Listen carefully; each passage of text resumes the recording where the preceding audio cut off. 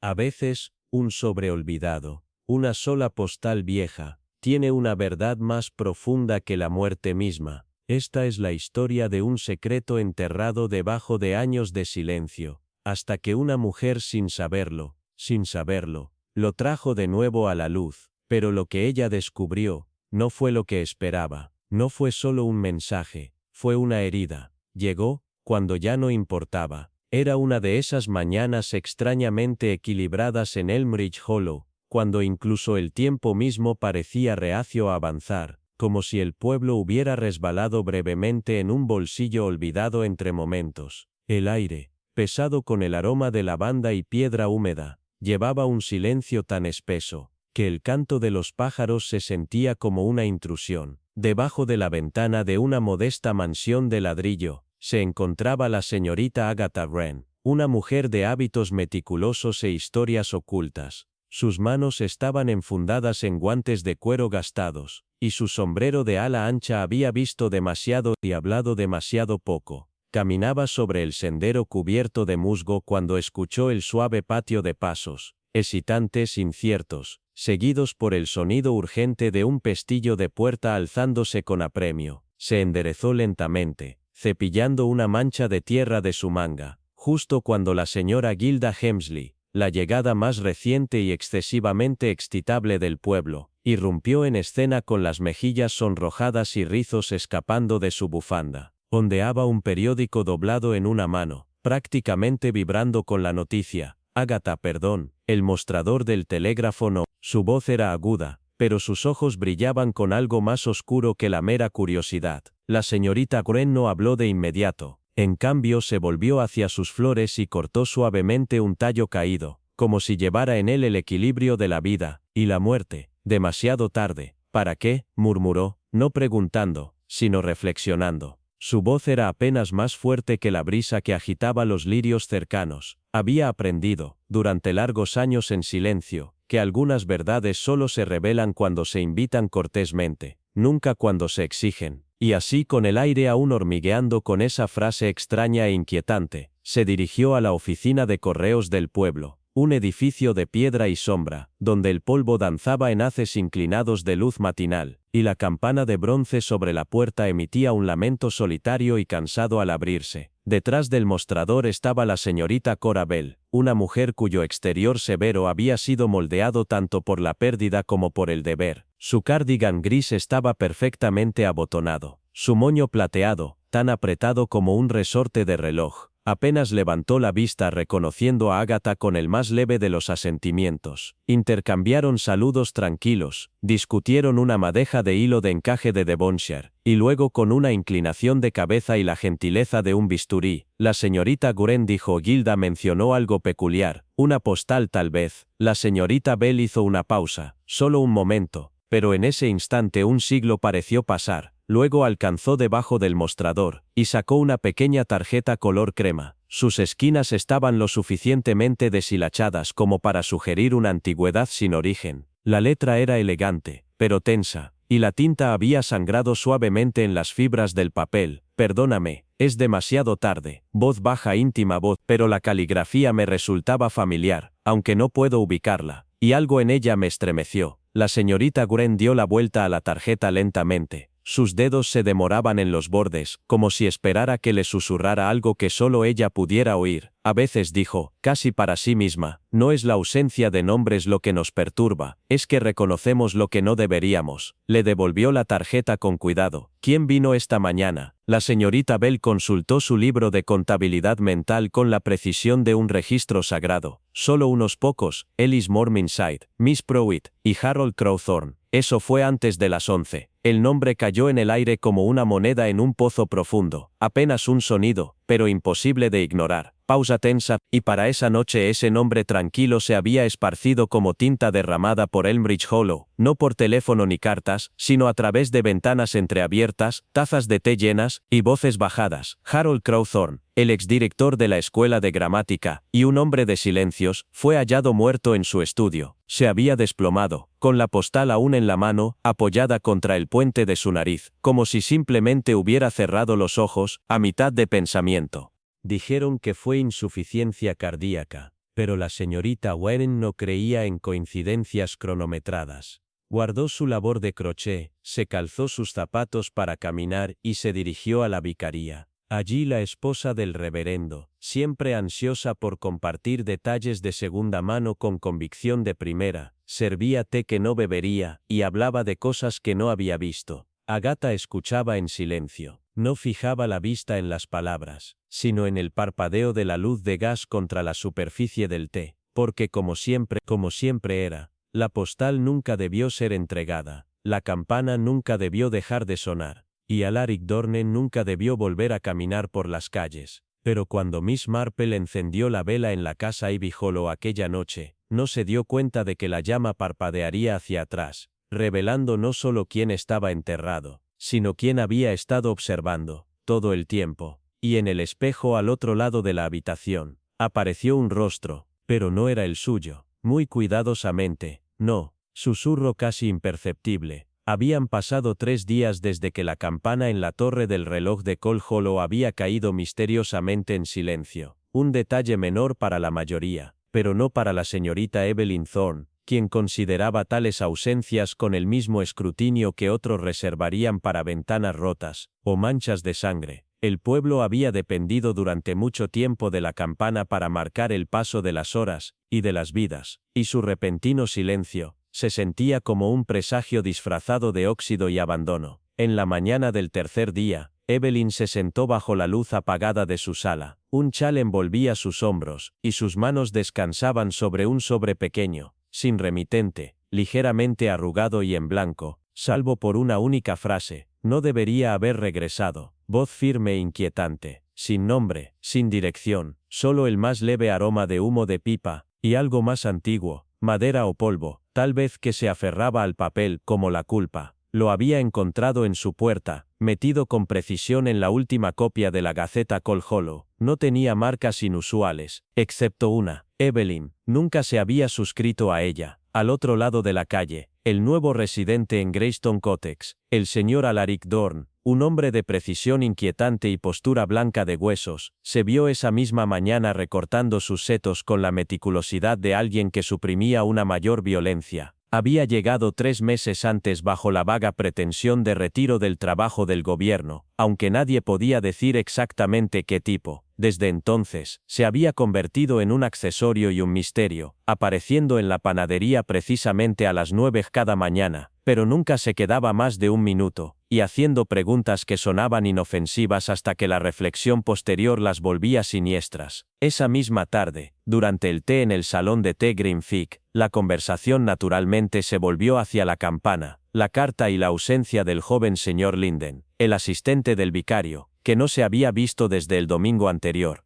Estaba destinado a leer el sermón, murmuró la Sra. Albridge, mirando su té de limón como si pudiera aclarar la línea de tiempo. En cambio solo había silencio, y esa pobre niña del coro temblaba como una hoja. Evelyn Thorne, su mente una tormenta tranquila de patrones y premoniciones, habló al fin. No son las cosas que más importan, son las cosas que desaparecen sin explicación. Una campana, un niño, un nombre de una carta. Los otros parpadearon, inquietos pero inseguros de por qué, como si todos hubieran sido empujados hacia una verdad que sus mentes no estaban muy listas para comprender. Por el crepúsculo las noticias se habían extendido, extrañamente de esa manera fría, a través de miradas sobre tazas de té y setos. Alguien había entrado en la cripta de la iglesia. Nada robado, no hay signos de entrada forzada, pero la cerradura había sido reemplazada, no rota, y nadie sabía quién tenía la llave. Evelyn visitó la vicaría justo después del anochecer, sus pasos resonando como advertencias suaves en el camino de piedra de lajas, y cuando entró, encontró al vicario él mismo, pálido, temblando y sosteniendo una página de un antiguo registro parroquial que solo albergaba una entrada en tinta roja. Alaric Dorne, enterrado en 1893. Silencio de la paz, pero de algo mirando, esperando, y aún no hecho. Evelyn no gritó, simplemente dobló el registro, lo devolvió a las manos temblorosas del vicario, y susurró: algunas campanas repican mucho después de que el cuerpo se ha ido. Algunos nombres regresan, no para perseguirnos, sino para terminar lo que nunca fue realmente enterrado. La señorita Eliza Haythorne había vivido en Ivy Hollow House durante el tiempo que la memoria lo permitió, una casa que se había vuelto tan silenciosa a lo largo de los años que parecía inhalar más de lo que exhalaba. Y en esa mañana nublada se sentó en su salón, donde las sombras se aferraban a los cornisas como si intentaran ser útiles, pero demasiado agitadas para desvanecerse.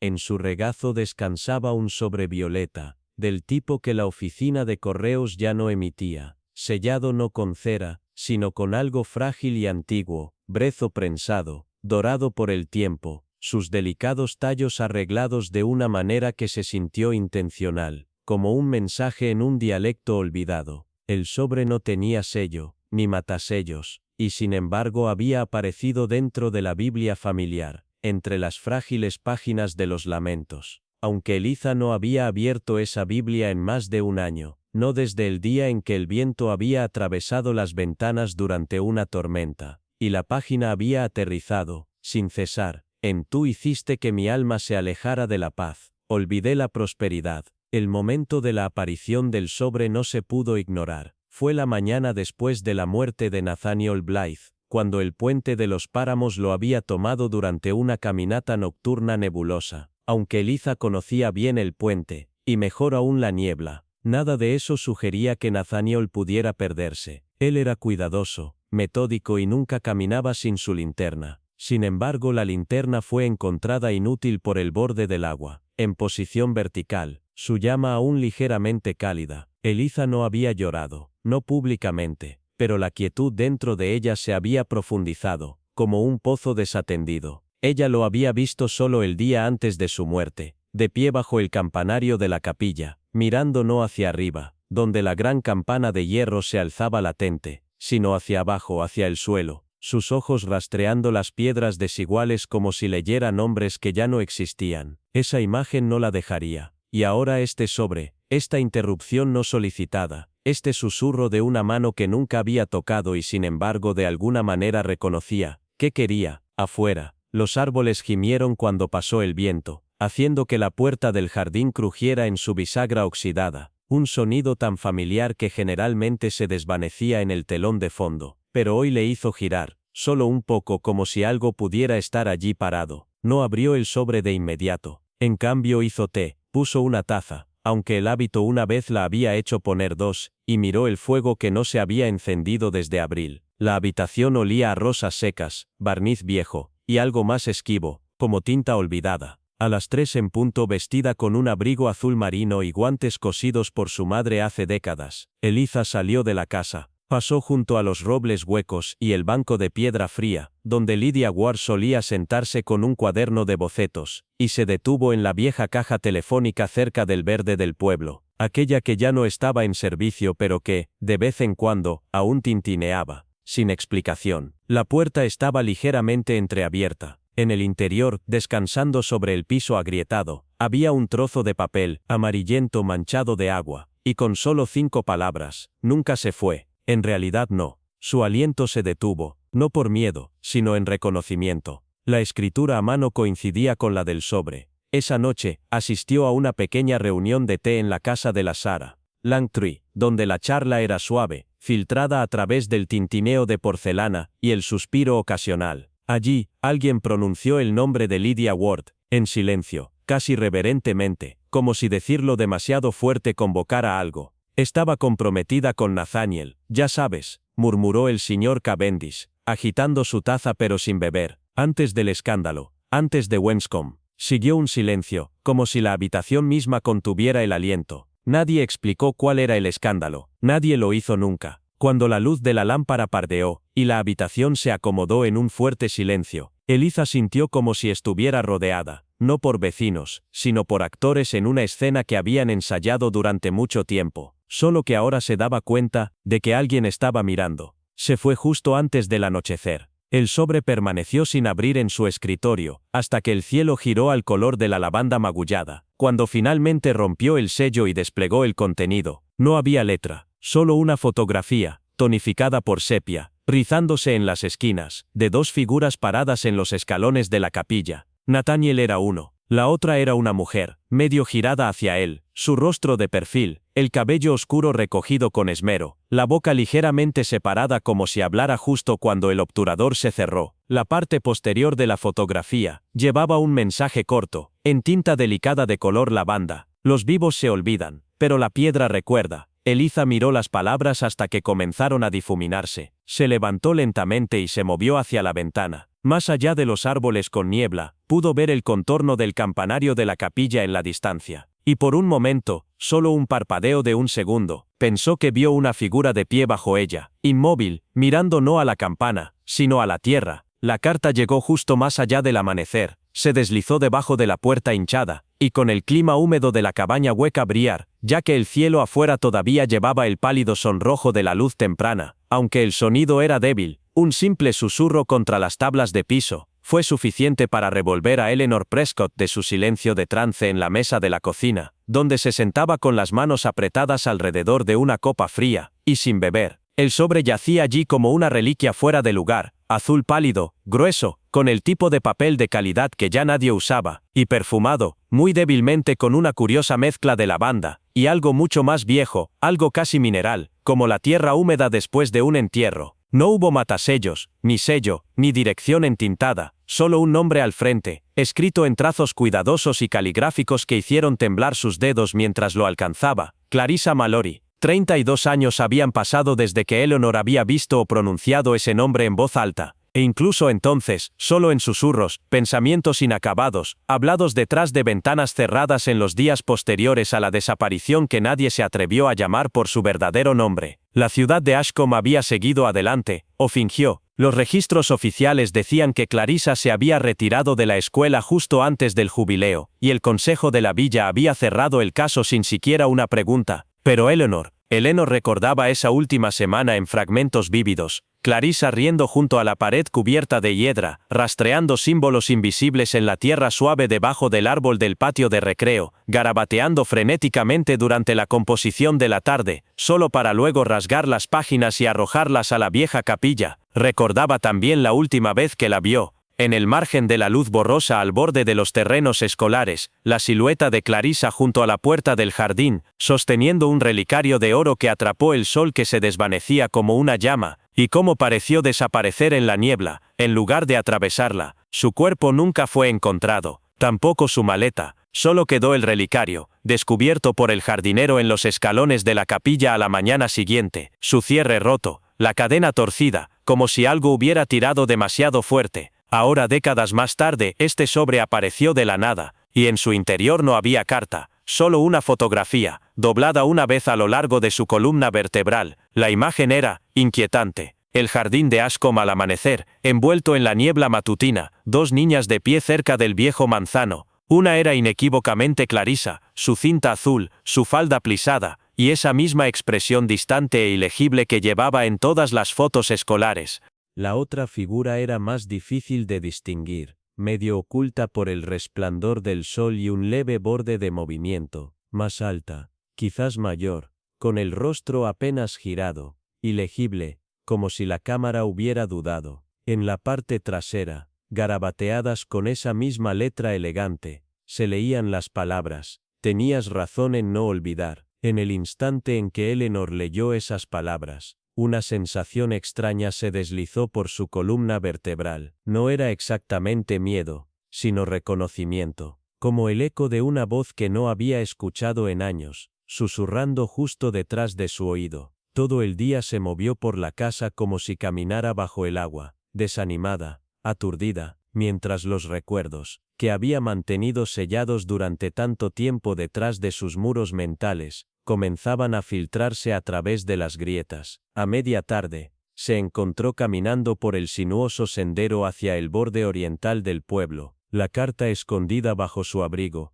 sus pasos inestables, pero urgentes. Allí estaba la cabaña cubierta de hiedra de Bernard King, las ventanas empañadas por la edad, y dentro el hombre mismo, más delgado, más gris, y más frágil de lo que recordaba. Él la recibió con una vacilación sorprendida. Ella no se sentó, le preguntó directamente: «¿Recuerdas a Clarissa Mallory?». Él, tras una pausa que se alargó demasiado, respondió con una indiferencia ensayada que no engañaba a nadie: Por supuesto, pero eso fue, hace mucho tiempo. Ella notó que su mano temblaba al alcanzar las tazas de té. También notó cómo sus ojos se deslizaban hacia la estantería, donde un diario rojo sobresalía ligeramente entre los demás. Tenía un hermano, murmuró, casi para sí mismo. No duró mucho aquí, dijo que vio algo cerca de la cantera, algo que no debía ver. El silencio que siguió fue denso, como si las paredes mismas estuvieran escuchando. Eleanor no presionó, solo asintió, le agradeció, y caminó de regreso por el pueblo, más allá de la oficina de correos desmoronada, donde algo extraño llamó su atención. Una niña, no mayor de 15 años, que vestía un abrigo color musgo, demasiado delgado para el clima, observaba los avisos descoloridos, como si leyera algo urgente en su decadencia. Cuando Eleanor pasó, la niña se volvió, directamente, y sonrió. Pero sus ojos no sonreían. Había algo extraño en ellos, algo que sabía. Sin decir palabra, se giró, y caminó por el estrecho sendero detrás del cementerio. El mismo sendero cubierto de maleza por donde solía escabullirse Clarissa, cuando creía que nadie la veía. Esa noche, incapaz de descansar, Eleanor sacó una vieja caja de zapatos del fondo de su armario, llena de flores prensadas, páginas desgarradas de libretas, y el fragmento final de la última composición de Clarissa. Lo había leído docenas de veces a lo largo de los años, pero ahora notó algo nuevo. La letra cambiaba a mitad del texto, de las delicadas curvas de Clarissa, a un guión más irregular, más pesado, y al final, garabateada débilmente a lápiz, una línea final. Les dije que no abrieran la puerta, pero alguien ya lo había hecho. Mientras la habitación se llenaba del crujido lento de las vigas viejas y el suave golpeteo del viento contra las persianas, Eleanor sintió el primer verdadero pulso de temor. Fue a la cocina, se sirvió una nueva taza de té, aún le temblaban las manos, y se sentó frente al sobre durante lo que pareció una eternidad. Exactamente a las 4:03 am, cuando incluso los pájaros guardaban silencio, sonaron 3 golpes, deliberados, en la puerta trasera, ventilados, precisos, como si quien llamara ya supiera que ella estaba despierta. Era una de esas mañanas nubladas y sin viento en Grafton Hollow, donde incluso los árboles parecían haberse detenido, como si el pueblo entero contuviera la respiración, no por miedo, sino por anticipación. Como si algo enterrado durante demasiado tiempo se preparara para resurgir. La señorita Evelyn Hartwell, que había llegado apenas una quincena antes bajo el velo suave y socialmente aceptable de atender la propiedad descuidada de su tía fallecida, ya comenzaba a atraer una atención callada, no por nada que hiciera abiertamente, sino por su forma calculada de enumerar, la manera en que sus ojos se detenían medio segundo demasiado, y la desconcertante precisión con la que preguntaba por hombres y eventos que ya no formaban parte de la memoria pública. Afirmaba que su interés residía en registros de servicios durante la guerra, particularmente de aquellos que no sirvieron en batalla, sino en logística, gestión de archivos y operaciones civiles posteriores al conflicto, roles inocuos en el papel, pero que a menudo rozaban los matices más oscuros del secreto, el desplazamiento, y la autoridad no sancionada. Pero era un nombre, Nathaniel Greyborn, el que se deslizaba como un espectro entre sus preguntas, un nombre vagamente recordado por los ancianos, y evitado por quienes aún recordaban el aire inquieto que colgaba del hombre como niebla. La señora Penrose, exdirectora, se endureció muy levemente cuando Evelyn lo mencionó en una conversación informal durante el té de limón, murmurando algo vago sobre hábitos extraños, y un incidente en la mansión, para luego retirarse con premura hacia charlas sobre el clima y las reparaciones de la iglesia. Evelyn simplemente sonrió, y cambió el tema, pero en el bolsillo de su abrigo, sus dedos se apretaron alrededor de una carta doblada que había encontrado escondida en el forro de un tronco roto en el ático. Una carta, no dirigida a su tía, sino a alguien llamado Ellis, y firmada simplemente como NG. Fue en los archivos del Consejo de la ciudad donde las visitas de Evelyn se enfocaron más, aunque aún cubiertas bajo una curiosidad plausible. Revisó informes de inspección de 1947, registros de solicitudes de propiedades utilizadas por la oficina de guerra, y sobre todo, las notas restringidas de una junta asesora psiquiátrica ahora cerrada. La señorita Alderton, la tranquila archivista, señaló su persistencia inusual, pero no dijo nada. No hasta que Evelyn preguntó casualmente si alguna vez hubo casos de transferencias civiles sin marcar, registradas entre el ministerio y los sitios de rehabilitación costera. Creo que fue parte de los procedimientos de reasentamiento, ofreció Evelyn, con ese tono suave, y casi hipnótico, de alguien acostumbrado a no ser cuestionado. La mención de Greybourne resurgió cuando visitó al reverendo Clay, recién nombrado y desarmadoramente abierto al menos, hasta que Evelyn preguntó, con la misma suavidad, si la antigua capilla tenía algún registro de entierros no registrados del periodo de posguerra. Clay, para su crédito, sonrió amablemente, pero sus ojos se nublaron. Murmuró algo sobre documentos sellados y la discreción previa del clero, el tipo de vaguedad practicada que sugería una historia que nadie quería tocar. Esa noche, a la luz de las velas, Evelyn se sentó sola en el húmedo estudio parroquial. El aroma de moho y secretos era espeso en el aire. Extendió ante ella los fragmentos que había recolectado, una fotografía agrietada de 5 hombres no anillados en uniforme. Uno de ellos, con un parecido inquietante a Greybourne, otro, marcado con una mancha negra en la espalda, y al reverso, en tinta desvanecida. Solicitud única, solo uno debía regresar, pero trajo a los otros con él.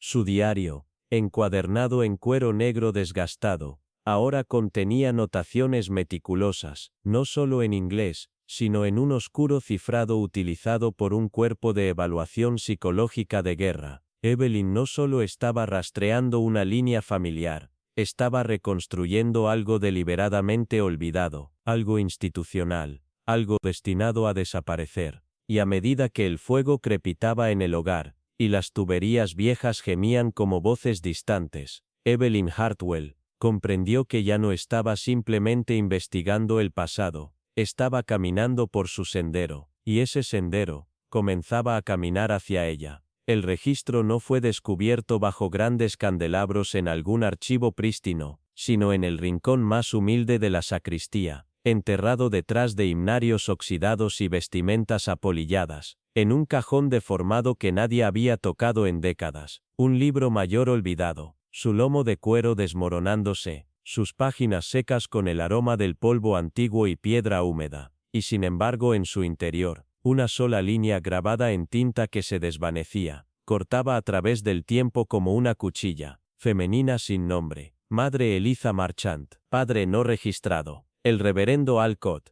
quien había llevado a Lydia Farnaud a la sacristía con la cortesía cansada de un hombre acostumbrado a mantener el pasado enterrado, ajustó sus gafas con una mano temblorosa, y murmuró una disculpa, una que decía muy poco, y revelaba demasiado. Alegó que 1920 había sido un momento de ejecuciones, guerras, susurros y desapariciones que nadie quería explicar, y que el tiempo prefería olvidar. Lydia, envuelta en su abrigo a medida, con los guantes cuidadosamente doblados en su regazo, no dijo nada al principio, simplemente se inclinó sobre el libro mayor, su respiración se contuvo ligeramente, los ojos repasando esa entrada solitaria una y otra vez, como si la repetición pudiera extraer más significado, pero el significado ya era atronadoramente claro. No se mencionaba adopción, no había tutor registrado, solo la frase vaga e inquietante, colocada en la custodia espiritual privada, después de un discreto bautismo, al anochecer, un detalle tan fuera de lugar, tan cargado de secreto, que un escalofrío lento recorrió la columna vertebral de Lydia. Anochecer, no amanecer, oculto no sagrado, y Eliza Marchant, la madre nombrada, había dejado Darnley apenas semanas después, su nombre fue eliminado de las conversaciones, y su presencia olvidada como una mancha borrada de un espejo, pero Lydia no había venido a estudiar a Eliza como investigadora, a pesar de la ficción que ofrecía a la gente sobre genealogía e historia local. Ella había venido a encontrarla, a descubrir la existencia enterrada de una mujer cuya sombra había vivido toda su vida, y ahora, contemplando esa verdad frágil en el libro mayor, su sospecha privada floreció en una certeza aterradora. Ella era ese niño, ocultada en silencio, escondida de los nombres, de la historia, de la herencia. Parecía que su llegada a Darnley no era simplemente oportuna, estaba destinada, como si los pecados del pasado finalmente se hubieran despertado en el momento en que Lord Redgrave, un patriarca envejecido con una sonrisa como cuchilla, comenzó a alterar la sucesión de su decadente mansión. Días después, el destino, o algo mucho más deliberado, le dio otra pieza del rompecabezas,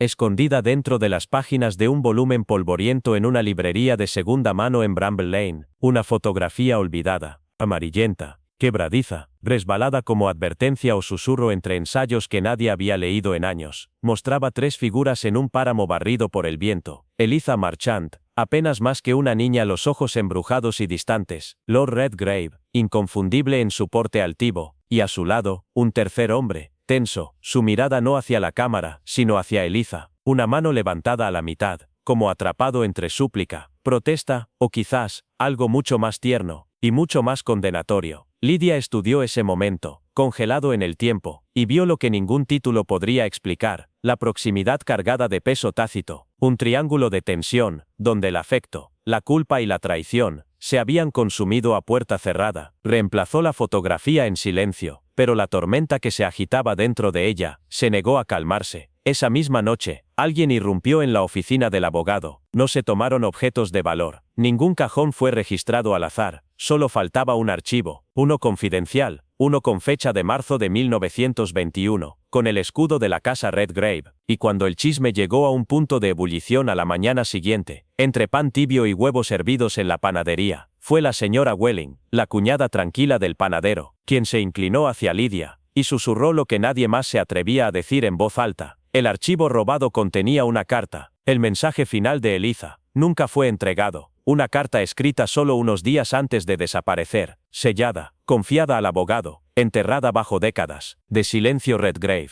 Fue una confesión de paternidad, una súplica de protección, una exigencia que podía deshacerlo todo, sea lo que sea. Alguien quería ocultarla otra vez. Y ahora, Lidia lo sabía, su búsqueda ya había despertado a quienes una vez enterraron la verdad con el mismo cuidado con que enterraron a los muertos. El aire en Darnley había comenzado a cambiar. Los ojos la seguían desde detrás de cortinas de encaje. Las puertas cerradas hacían clic, 2 veces, en lugar de una, y en su interior, entendió, ya no estaba descubriendo el pasado, estaba perturbando sus restos vivos. Cada descubrimiento, cada susurro, cada registro sombrío, era un cincel contra un muro que había mantenido la verdad sellada. Pero Lydia Farnsworth había llegado demasiado lejos para detenerse ahora, y el pasado, una vez agitado, no vuelve a dormir fácilmente, especialmente cuando la sangre de los olvidados comienza a fluir por la vida. El pueblo yacía encubierto en un silencio, demasiado pesado para ser pacífico. No era el tipo de silencio que provenía de la serenidad,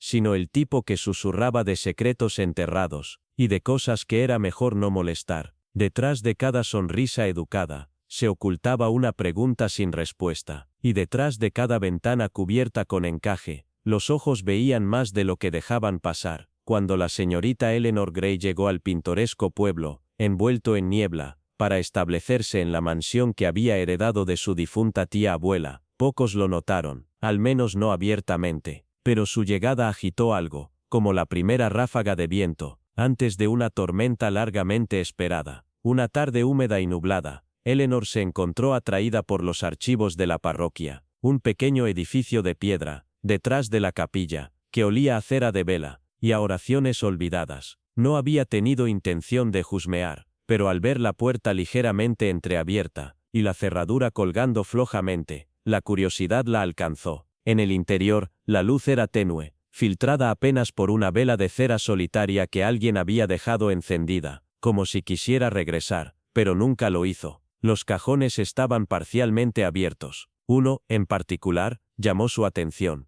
Algo en su colocación descuidada. Se sentía mal. En su interior, entre documentos frágiles y registros de bautismo amarillentos, descubrió una vieja nota escrita a mano. La tinta se había desvanecido. Las esquinas estaban curvadas, pero el mensaje golpeó como un trueno. Consulte marzo de 1912. Entierro alterado. Identidad enmascarada. El corazón de Eleanor se aceleró. La nota era críptica, sí, pero no sin sentido. Sugería el ocultamiento deliberado de la identidad de alguien, tal vez incluso una muerte entera alterada en los registros de la iglesia. Eso no fue un error. Eso fue borrado. En silencio, deslizó la nota en su abrigo, cuidadosa de no perturbar nada más. Esa noche, con el peso del papel presionando contra su pecho como una súplica secreta, visitó al señor Delaney, el anciano del pueblo. Le dijo cortésmente, con una calma ensayada, que deseaba explorar los antiguos registros de donaciones de su tía abuela, por un simple interés histórico. El señor Delaney la recibió con una sonrisa delgada, pero en el momento en que ella mencionó casualmente la nota de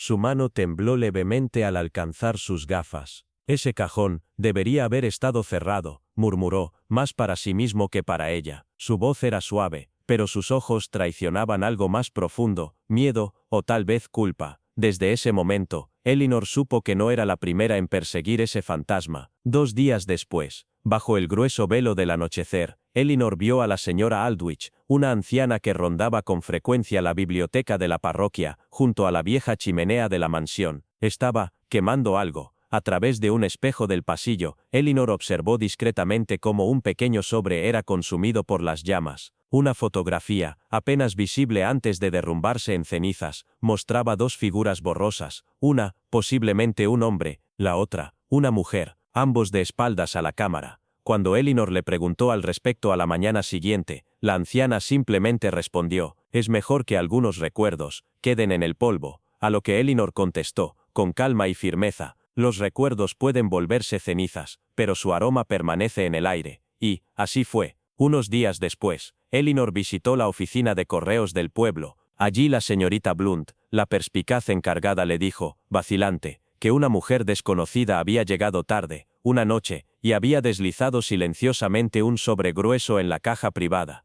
Sin sello, sin nombre, sin dirección, susurró, bajando la voz, como si incluso las sombras pudieran escuchar. Elinor preguntó con suavidad sobre el sobre, y aunque Miss Blunt no dijo nada más, por un instante, su expresión cambió, un parpadeo, reconocimiento, o miedo. Elinor no necesitaba más, el patrón estaba surgiendo, alguien, o tal vez varios, había hecho todo lo posible para enterrar algo, pero ahora, las raíces de ese secreto comenzaban a abrirse paso, hacia la superficie. Luego, vino la noche del intruso.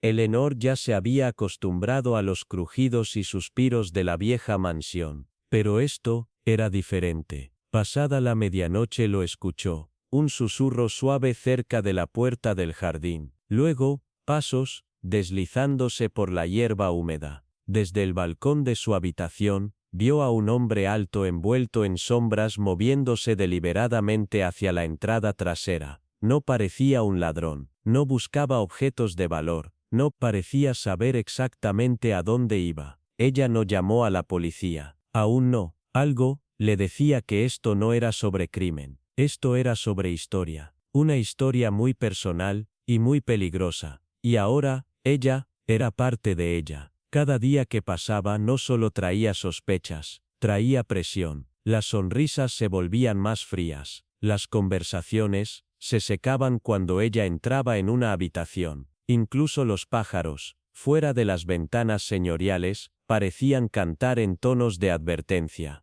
Aún así, Elinor siguió adelante, revisando viejas revistas, cartas, registros, uniendo fragmentos de una vida enterrada. Descubrió que el entierro de 1912 había sido discreto. No hubo duelo público, ninguna tumba marcada en los registros, solo un susurro de un nombre raspado en tinta, y una pista, una sola, de que alguien poderoso lo había hecho desaparecer. La verdad, comenzaba a sospechar, no era solo una muerte oculta, sino una vida vivida. Alguien cuya identidad, si salía a la luz, podría desmoronar toda la fachada cuidadosamente preservada del pueblo. Un hijo nacido en secreto, una historia de amor prohibida, o algo, aún más oscuro, algo que ataba cada mirada en silencio, cada fotografía quemada, y cada noche inquieta, en un solo hilo. Elinor Grey había llegado al pueblo como una extraña, pero ahora, el pueblo estaba dentro de ella. Sus secretos se enredaban en sus costillas, susurrándole verdades en lo más profundo de la noche, y cuanto más caía, más segura estaba. Alguien seguía vivo, alguien sabía toda la historia, y alguien estaba dispuesto a silenciar el pasado otra vez, a cualquier costo. La lluvia acababa de detenerse cuando Evelyn Hart salió del sendero de grava, hacia el museo del ferrocarril, abandonado, al borde de Green Hollow. Su paraguas goteaba en silencio sobre las losas de piedra agrietadas. El aroma de óxido y aceite mojado llenó sus pulmones como un eco de otra vida. Nunca fue su plan entrar al edificio. Lo había pasado docenas de veces durante sus visitas de infancia al pueblo. Siempre le advirtieron mantenerse alejada. Ese lugar está maldito, le había susurrado su abuela, con ojos demasiado cansados para mentir. Y sin embargo ese día, cuando los últimos hilos de niebla se aferraban a las copas de los árboles, y el silencio se volvía casi asfixiante, algo más fuerte que la curiosidad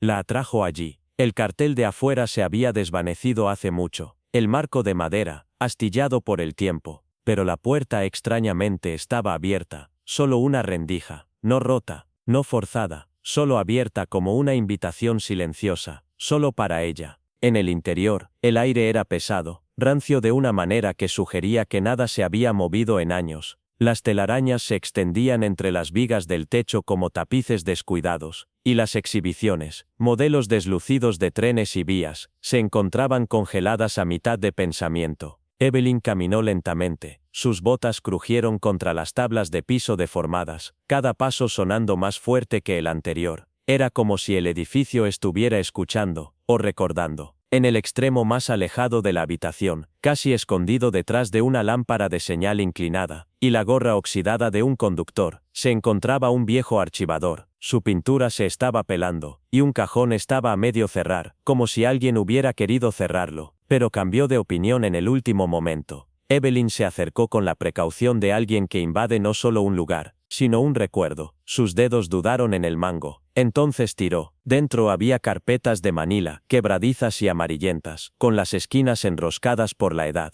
Las hojeó lentamente, hasta que una en particular llamó su atención, un libro de registro de cuero, estampado con el año 1000. Mientras lo pasaba, su corazón se tensó. Entre sus páginas se encontraba una pequeña violeta seca, marchita, preservada, como un fantasma fijado en su lugar, y escondida a su lado, en una papelería azul, desvaída y frágil, había una nota, 5 palabras, garabateadas en cuidadosa cursiva. El tren nunca llegó. Perdóname, era demasiado peligroso para esperar. La letra detuvo su aliento. Ella la conocía, era inequívocamente de su abuela, pero su abuela había muerto en 1000, y esta nota estaba fechada, solo el mes pasado. Esa noche, Evelyn se quedó despierta en la habitación de invitados de la pensión ahogada de Hiedra, donde se había registrado bajo el nombre de Sarah Ellery. La anciana que era dueña del lugar, la Sarah Callow, era lo suficientemente agradable, aunque tenía una forma extraña de estar siempre en el pasillo cada vez que Evelyn regresaba, haciendo preguntas educadas pero demasiado sondeantes sobre su investigación en los archivos de la aldea. Evelyn no había contado a nadie sobre su verdadera razón para venir, no al abogado que manejó la voluntad de su abuela, no al empleado de la oficina de correos que le había enviado esos viejos documentos inmobiliarios, y ciertamente no a la casera. Y sin embargo, alguien sabía que ella estaba aquí, alguien estaba mirando. A la mañana siguiente, hizo una visita a los archivos parroquiales bajo el pretexto de donar al fondo de restauración de la iglesia. El señor Thorne, el envejecido empleado, la recibió con entusiasmo cauteloso, ansioso por compartir la poca historia que pudo, pero cuando ella preguntó, de manera básica, cuidadosa, si había habido accidentes o desapariciones relacionadas con el ferrocarril en la década de 1000, su rostro cambió, sus manos, momentos antes ocupadas desempolvando viejos libros de contabilidad,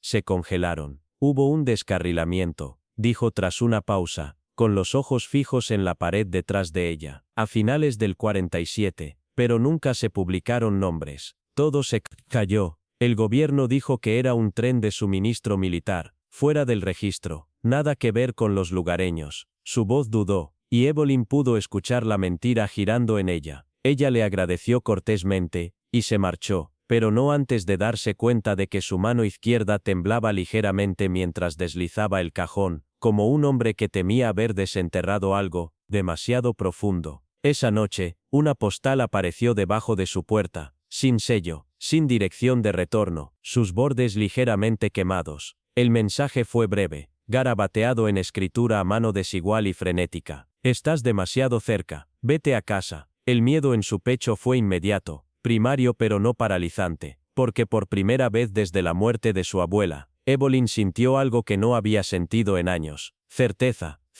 de que estaba persiguiendo al fantasma correcto. Lo que había descubierto hasta ahora pintaba un contorno inquietante. Una mujer, en 1947 embarazada y sola, esperando un tren que nunca llegó, un tren que nunca podría haber existido en papel, pero que existió sin duda en la vida de alguien. En la vida de su abuela, los plazos coincidían: la desaparición, la reubicación repentina, la adopción secreta, el certificado de nacimiento faltante de su madre. Todo volvía a Wrens Hollow, todo volvía a la estación de tren que ya no existía. Al día siguiente, Evelyn regresó al museo, esta vez con una linterna y un bloc de notas. Trazó sus dedos a lo largo de la carcasa oxidada del motor que se exhibía afuera, su matrícula retirada, sus ventanas destrozadas por el tiempo. Se agachó debajo del marco y encontró, grabado débilmente en el hierro, un nombre: Agnes. No era el nombre de un tren, sino el nombre de una mujer. Quizás, la mujer que había desaparecido. Quizás, el verdadero nombre de su abuela. Su corazón latía con fuerza. Tomó fotos, hizo bocetos, escribió todo. Y cuando se puso de pie, cepillando la suciedad de su abrigo, notó algo aún más extraño: había huellas frescas en la grava detrás de ella. Alguien más había estado allí, o, todavía lo estaba. Se sentó al borde de la silla, la espalda recta, los dedos entrelazados firmemente en su regazo, como si intentara mantenerse unida desde adentro hacia afuera. El aire en el salón estaba lleno de algo tácito, reflexión, tal vez, o una revelación que se había demorado demasiado. El reloj marcaba con calma despiadada, mientras el débil aroma del esmalte de lavanda se aferraba a los muebles de roble pulido, mezclado con el rastro metálico de la lluvia que aún permanecía en las ventanas. Frente a ella, Eliza Crane la observaba con una expresión que no mostraba piedad ni juicio, solo una atención tranquila, nacida de décadas de observar a las personas desentrañarse, de la manera más educada.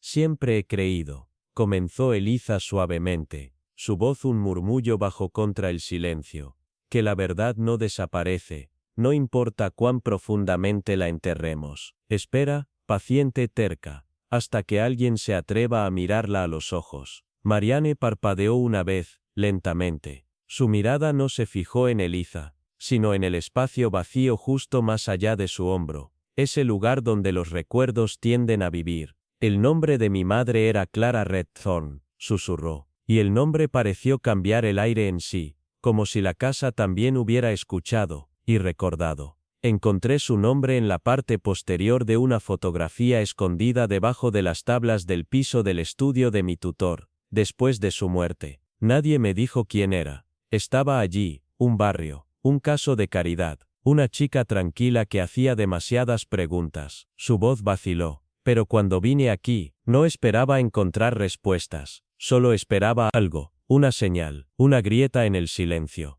Los ojos de Eliza se suavizaron. Y encontraste lo que estabas buscando. Hubo una pausa larga, dolida. Marianne dio un aliento tembloroso. Ella le escribió. Encontré la carta. Estaba doblada en cuartos sin abrir. Su letra todavía era perfecta. Le pidió que la perdonara, conocerla, solo una vez, por mi bien. Pero él nunca respondió. La habitación parecía oscurecerse alrededor de los bordes, no por las sombras, sino por el peso de las cosas sin decir. ¿Lo leíste?, preguntó Eliza, su voz casi perdida en el silencio. Marianne asintió. Ella le rogó que me diera un lugar en este mundo, y él murió sin siquiera leer sus palabras. Eliza se inclinó ligeramente hacia adelante. Entonces, publicaste su carta, la enviaste de todos modos. Marianne no respondió, pero su silencio resonó más fuerte que cualquier confesión. Eliza se acercó, no para regañar, sino para anclar. No podemos reescribir el pasado, dijo suavemente, pero podemos elegir no continuar su silencio. Días después, fue un comentario del posadero local, un comentario ocioso sobre un hombre llamado Ashford,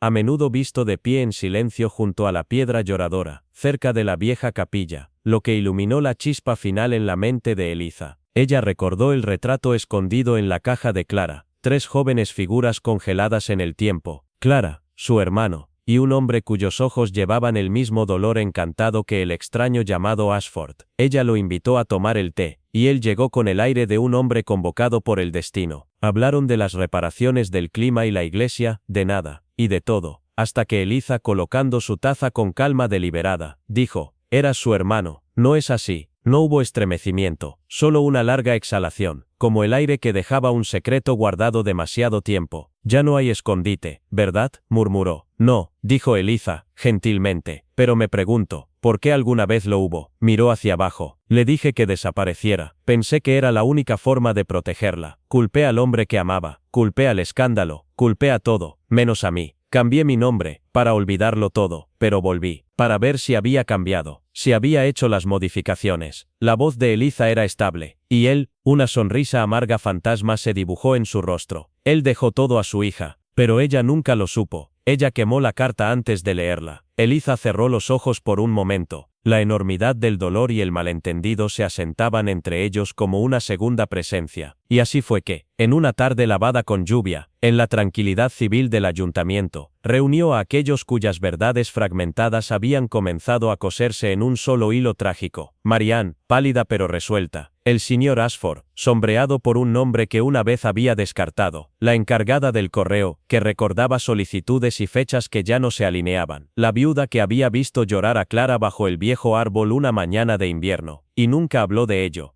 Eliza, sentada en su modesta autoridad, comenzó con una gentileza que hizo que las palabras fueran aún más poderosas. A veces el fin del silencio no es un trueno, sino un aliento, y en ese aliento, la verdad encuentra su voz. En ese momento, todos entendieron, no se trataba de exponer secretos, sino de dejarlos descansar, finalmente a la luz. Todos se inclinaron, no porque se les dijera, sino porque algo en su voz, suave, deliberada, baja como el susurro de las páginas antiguas, calmó el silencio sagrado. En esa quietud, incluso las tazas de té parecieron dejar de temblar. La señorita Eleanor Vane estaba de pie junto a la vieja chimenea, donde las brasas habían muerto hace tiempo, pero un calor extraño pulsaba ahora por la habitación, no del fuego, sino de la verdad que ascendía a la superficie. Sus ojos, constantes y sin parpadear, se posaron en Catherine Lorne, sin acusación ni lástima, solo con esa amabilidad rara e inquietante que proviene de alguien que ha sobrevivido a sus propios fantasmas. Había una carta, comenzó, su voz envuelta en terciopelo y sombra, enviada en 1934, nunca publicada, una carta de tu hermana, Margaret.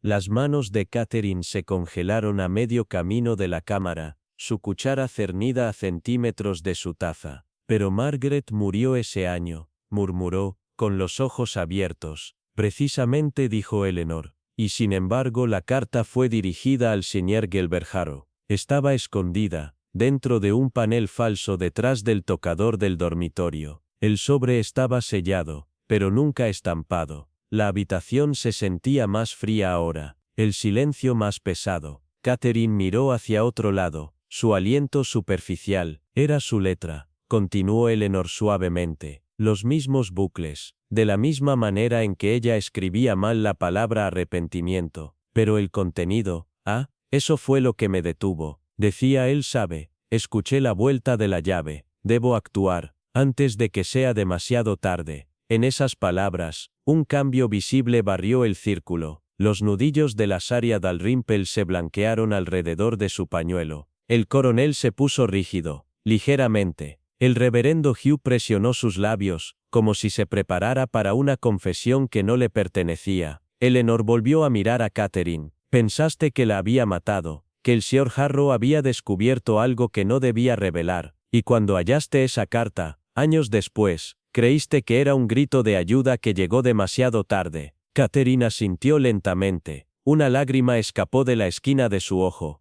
Entonces, la enviaste por correo, dijo Eleanor con suavidad. Décadas después, la reescribiste, la misma letra, el mismo sobre, pero esta vez, la enviaste. Querías perturbar el pasado, forzarlo a hablar, querías justicia. La voz de Catherine se rompió como vidrio. Quería la verdad, ya no podía vivir con el silencio. Eleanor dejó que el momento demorara. Luego dijo, pero Gilbert Harrow no mató a tu hermana, intentó protegerla, de tu padre. Jadear, quietud absoluta. El hombre en quien confiabas, el hombre que la ciudad elogiaba, la encerró, no con cadenas, sino con silencio. Encontró su diario, sus secretos, y la noche en que desapareció, ella huyó, no por asesinato, sino por vergüenza. Le dijo a todos que murió en el lago, pero vivió, 2 años más, en un sanatorio, con otro nombre. Eleanor levantó una fotografía desgastada, borrosa, desvaída, pero inconfundible. Ella escribió esa carta, no para acusar a Gilbert, sino para advertirle. La boca de Catherine tembló. Entonces, ¿por qué? ¿Por qué no dijo nada? Porque no lo supo, hasta que fue demasiado tarde, respondió Eleanor, y cuando lo supo, la vergüenza lo consumió. El vicario susurró. Entonces, ¿quién? Eleanor volvió la mirada. Su atención aterrizó en el señor Redmayne, que había estado mortalmente en silencio todo el tiempo. Tú forjaste la segunda carta, no para acusar a Gilbert, sino para controlar la narrativa. No querías que Catherine descubriera el verdadero escándalo, no querías que supiera que su padre era capaz de tanta crueldad. Los ojos del señor Redmayne cayeron al suelo, su máscara de calma se agrietó, como porcelana seca. Estaba tratando de protegerla, dijo débilmente. La verdad, la habría destruido. Eleanor negó con la cabeza, lentamente. No, la verdad libera lo que queda del alma. La mentira solo extiende la prisión, y con eso, la habitación exhaló, toda a la vez, como si siglos de voces enterradas finalmente hubieran sido escuchadas. Afuera, el viento cambió. Dentro, el silencio regresó, pero esta vez, se sintió como paz. Todos se inclinaron, no porque se les pidiera, sino porque algo antiguo y tácito cambió en el aire, en el momento en que la señorita Evelyn Hartley dio un paso adelante. Su presencia, más dominante que cualquier voz elevada. El fuego crujió detrás de ella, pero no ofreció calidez. Su brillo solo profundizó las sombras que se extendían por la habitación, envolviendo a cada invitado, como el agarre de un recuerdo que habían intentado demasiado olvidar. Ella no buscó aprobación, ni permiso, simplemente cepilló una leve mota de su manga de terciopelo oscuro, sus dedos lentos, deliberados, como si el tiempo mismo se hubiera ralentizado, para cumplir con su ritmo. Hay algo que necesito compartir, dijo, y su voz, baja y tranquila, cortó el espeso silencio como un bisturí, elegante, preciso, e imposible de ignorar. Se refiere a una fotografía, o más bien, a dos. Los murmullos que amenazaron con extenderse por la habitación, murieron antes de que pudieran comenzar. Nadie se movió, incluso las cucharas, colgadas en el aire sobre el té intacto, parecían suspendidas, esperando. Su mirada afilada y estable, cayó sobre el joven Thomas Braithwaite, sentado rígido cerca de la ventana, sus manos apretadas tan fuerte en su regazo que sus nudillos habían tomado el color del hueso. Ella no lo acusó, sus ojos no tenían amenaza, solo conocimiento, un conocimiento íntimo, profundo, que hizo que Thomas se estremeciera como un niño que ha sido descubierto. Lo encontraste hace 3 meses, continuó, enterrado detrás del panel falso en el escritorio de tu padre. La fotografía original tomada la noche anterior al incendio, no estaba destinada para ti, pero, te llamó. De todos modos, reconociste el monograma en el marco, no el de tu padre, no el de tu tío, asumiste lo peor. Los labios de Thomas se separaron ligeramente, como para interrumpir, pero no pudo convocar las palabras. Ella siguió, su tono se ablandó, no por lástima, sino por precisión. Creíste que tu madre había traicionado a tu padre, que el fuego, que atravesó el ala este y le quitó la vida, se había encendido por rabia, que era venganza, disfrazada de accidente, que tu padre había descubierto el asunto y enterrado la verdad con las cenizas. Un temblor profundo, involuntario, recorrió su cuerpo, bajó la mirada al suelo, como si le avergonzara incluso recordar tales pensamientos. Una falsificación, bordes borrosos, una marca de tiempo alterada. Esperabas que agitara algo, que provocara un poco de culpa en este hogar, que obligara al pasado a hablar. Ella se detuvo a su lado, no con intención, solo presente. No intentabas difamarla, solo no querías que se desvaneciera como esa mujer de la que todos se compadecían. Querías que la recordaran como alguien que vivió, que sintió algo salvaje, algo prohibido, que era más que una tragedia de salón. Su susurro fue apenas audible, asintió lentamente, con esa empatía tranquila reservada para quienes han amado tanto a los muertos que no pueden dejarlos descansar. Regresó al centro de la habitación. Un agente dio un paso adelante, portando un sobre desgastado, el papel amarillento por el tiempo, el sello roto hacía mucho. No estaba dirigido a Thomas, ni a ninguno de ustedes. Estaba destinado a Eleanor, la mujer en la fotografía. Evelyn lo abrió con cuidado. El peso del momento cayó, como una tumba cerrándose. Un hombre enamorado, no de su esposa, sino de alguien que nunca podría tener. Tu padre Thomas. Él lo sabía, sabía de Eleanor, y eligió el silencio, antes que el escándalo. La dejó ir, no con ira, sino con moderación. Un silencio atónito recorrió la habitación como el viento frío por las ventanas abiertas. Fue negligencia, cableado defectuoso, un calentador dejado sin vigilancia. Tu padre se culpó, no porque actuó con venganza, sino porque no supo actuar cuando vio los signos de descomposición en la mansión. Pero Evelyn no había terminado. La segunda fotografía, la que se envió anónimamente para sembrar sospechas, no solo fue duplicada, fue manipulada, con cuidado, intencionalmente. No por Thomas. Temías que el nombre de Eleanor, una vez desenterrado, quedara demasiado vinculado con los beneficiarios legítimos de la finca. Su aliento tartamudeó en su garganta. Aunque abrió la boca para negarlo, no surgió ningún sonido. Los secretos fermentan, y cuando se rompen, envenenan todo a su alrededor. Por la mañana Thomas se había ido, antes del amanecer, una maleta solitaria en la mano, ningún destino en la lista. Pasó las semanas cuidando su jardín, susurrando verdades a sus flores, y observando cómo la nieve se derretía, revelando la tierra debajo. Esperan, y cuando la temporada es la correcta, florecen. El sobre llegó sin aviso, no marcado, innecesario, pesado, no con masa, sino con significado. Se sentó durante 3 días en el manto de la antigua cabaña de Fernwood,